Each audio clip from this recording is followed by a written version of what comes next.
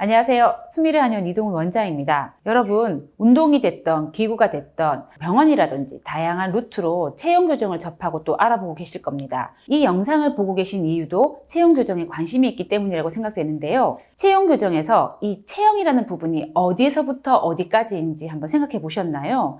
자, 우선 체형 교정의 범위를 한번 볼게요. 보통 이제 체형 교정이라고 하면 떠오르는 부위들을 나열해 보면 목이나 어깨, 척추, 골반, 다리 이렇게 큼직큼직한 부위들을 생각을 합니다. 그러니까 보통은 몸통을 교정한다라고 생각을 하는 건데요. 하지만 여기서 여러분들이 잘못 알고 있는 것이 있습니다. 골반 교정이나 목 어깨 교정, 척추 교정 같은 교정 치료는 상당히 국소적인 표현입니다. 골반 교정이 체형 교정의 일부이지만 체형 교정 그 자체는 아니라는 것입니다. 체형 교정은 말 그대로 골반이나 목 어깨를 포함해서 다리, 발목, 발까지 몸의 이 전체적인 밸런스를 교정하는 것입니다. 그럼 무엇이 다를까요? 국소 부위의 교정은 체형 교정이 될 수 없습니다. 자, 예를 들어서 설명드리면 틀어진 골반에 의해서 골반 위로는 구분등이 되고 목 어깨가 안 좋아질 수 있습니다. 골반 아래로는 반장슬이 생기고 발목이 안 좋아지고 발까지 무리가 갈 수 있죠. 이런 사람의 경우에는 골반이 원인이니까 골반 교정을 받으면 치유가 끝날까요? 아닙니다. 원인은 골반이었지만 결과적으로 체형 전체에 문제가 생긴 분이기 때문에 골반을 교정한다고 해도 틀어진 다른 부위에서 골반은 다시 틀어지게 됩니다. 마찬가지로 다른 부위도 그렇습니다. 몸은 이렇게 유기적으로 연결되어 있기 때문에 어느 한 부위가 이렇게 틀어지면 연관된 다른 부위들이 차례차례 함께 틀어질 수밖에 없는 거죠. 자, 여기까지는 아마 대부분 이해가 되실 겁니다. 하지만 체형 교정은 이게 전부가 아닙니다.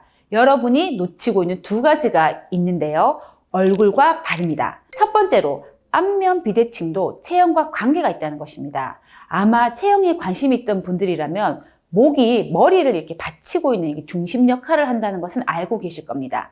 안면 비대칭을 치료하시는 분들은 꼭 체형을 함께 교정해야만 유기적으로 연결된 몸의 정렬이 바르게 되면서 안면 비대칭의 치료 또한 더욱 수월하게 치료된다는 것입니다. 또한 머리가 반듯하고 모가 나지 않을수록 목도 편해지게 되는 거죠. 자, 두 번째로는 몸을 지탱하는 발의 건강입니다. 몸을 지탱하는 발이 건강해야 한다는 것입니다. 대체적으로 평발이나 오목발을 가진 분들은 발목이나 무릎이 안 좋습니다.